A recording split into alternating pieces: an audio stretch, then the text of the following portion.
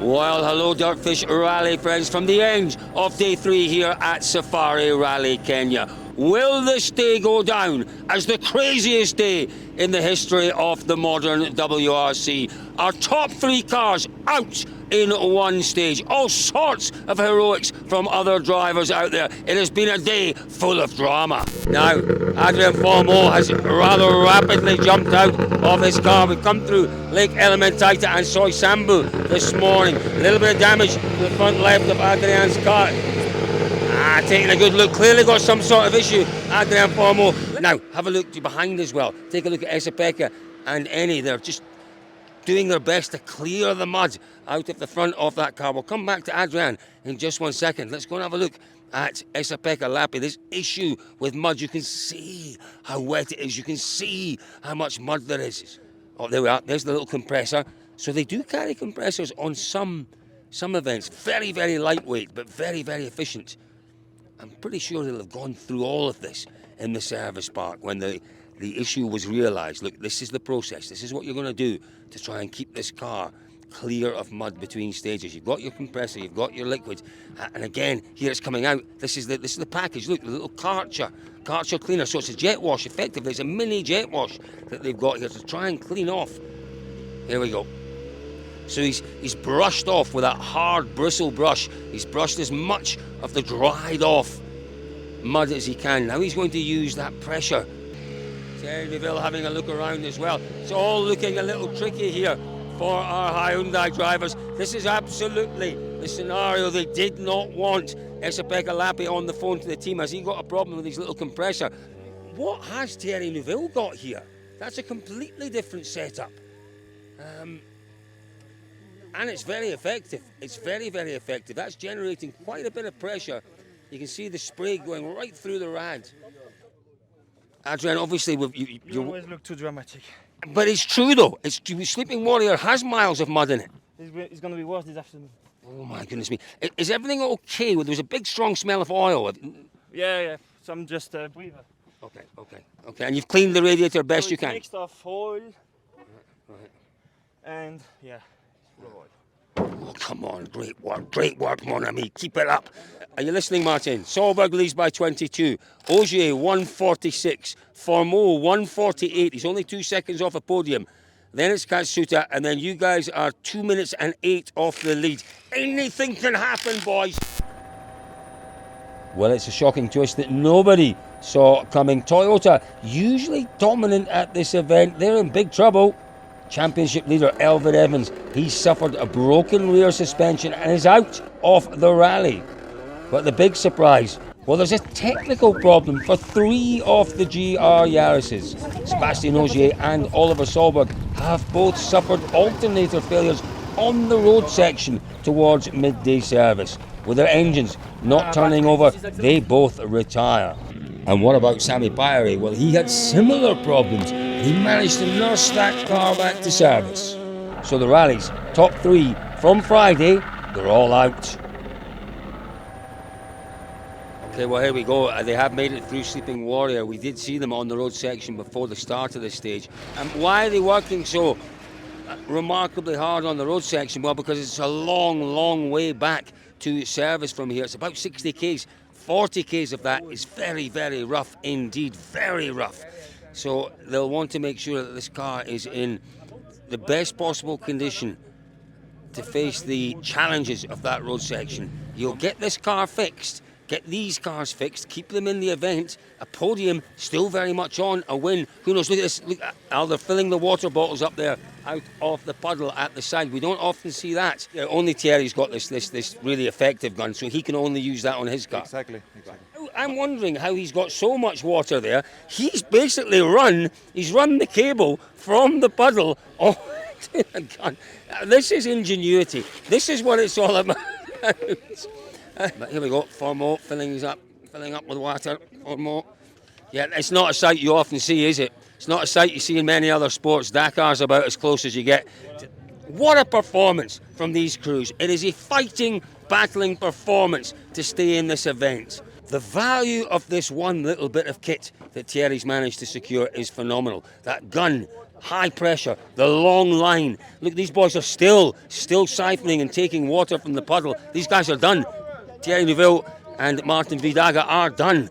As we've seen this morning, if you're in this event a minute or two off the lead, you can still win it, that is for sure. That is why they are working so hard to make sure these cars get back to service. Well, heading into the afternoon loop on Saturday here at Safari Rally Kenya.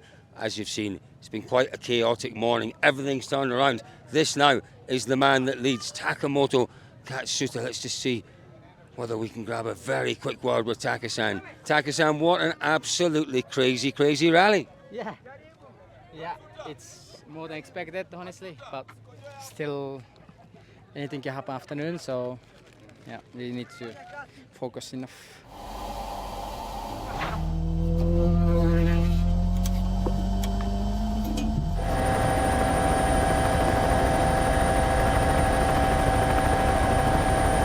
Okay, well, yet more problems for John Armstrong and Shane Byrne. They were stopped in the stage for around about 20 minutes. They continue to work on this car. Honestly, there's hardly a part on this car that they have not had their hands on. They've replaced parts, they've repaired parts, they've removed mud, they've done all sorts of things. They're working prodigies of valour to keep this car in this event. It's quite incredible. It is quite incredible to watch and to see the effort that the boys go to. So that's that. Obviously, that's one puncture, one, I think, good tyre there. So they still have one spare left. The amount of mud, take a look at this, it's baked on to the inside of the fix there. It's the hub, sorry. It's quite incredible. And underneath, again, it gets so hot under there. The mud just bakes on to the parts. All good. All good. Thumbs up from John and Shane.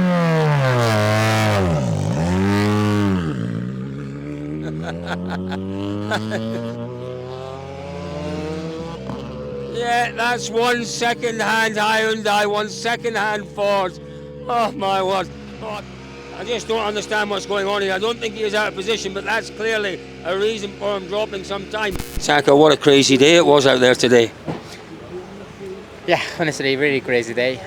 We knew that going to be a big day today anyway, but unfortunately, those difficulties happened to my teammates. I'm very sorry for them, and but yeah, now after that I was just trying to avoid every single risk to puncture or problems on the car or everything. So it was quite stressful afternoon loop, but I was a bit afraid that I was too much careful or time was not good, but still time was quite okay. So overall quite happy. I have to say we have to say thanks to the mechanics and the full team who have done a very good job at midday service to prepare the car for the afternoon, and it was working well, so we can be very pleased for that. We are now second. It's a shame for Thierry, but we still have one car on the podium, so we need to keep it. So quite positive day anyway. And that alternator problem that affected Seb and obviously Oliver, are you concerned about that for tomorrow? You're in a really good position in terms of the overalls. Are you concerned about the alternator issues? Well, I'm not sure what I'm allowed to say, but basically we had all the same, but we managed. So, but yeah, it has been what I've been talking with all the other teams, for example. So there is one really nice, quite open guy, Finnish guy on the other team. I was speaking with them, so they had also some bunch of issues. So our team was not the only one. Well, what an absolutely crazy day. It's worth analysing, isn't it? And who better to analyse this sort of day than our good friend George Donaldson. George, it's great to have you with us this evening. It is fabulous to be here, Colin, and the only thing I can actually say in by way of an analysis here is, I told you so. He did. But George, listen, you're a man that's been around this sport as long as anyone. You've been around the Toyota team longer than most people. I think what's surprised me and a lot of people is that the reliability of the Toyota is what's caused the issue. How do these things happen, George? Well, it's a very unique little thing that's happened. I mean, the massive amount of mud. Apparently, the alternator belt has a guard in it, which requires cooling, and the cooling duct coming into it has brought the mud in. The mud is, of course, very gritty. I think it's lifted the fan belt off and failed it. And and it's probably also just filled the alternator with mud as well at the same time. Simple George, as that. But George, Toyota are a team that right now we know are testing things to the nth degree. Is this something they could have and maybe should have anticipated? Well, absolutely, they could have anticipated it, but what sort of testing conditions can you possibly get? I think it is a little bit of a miss in one way.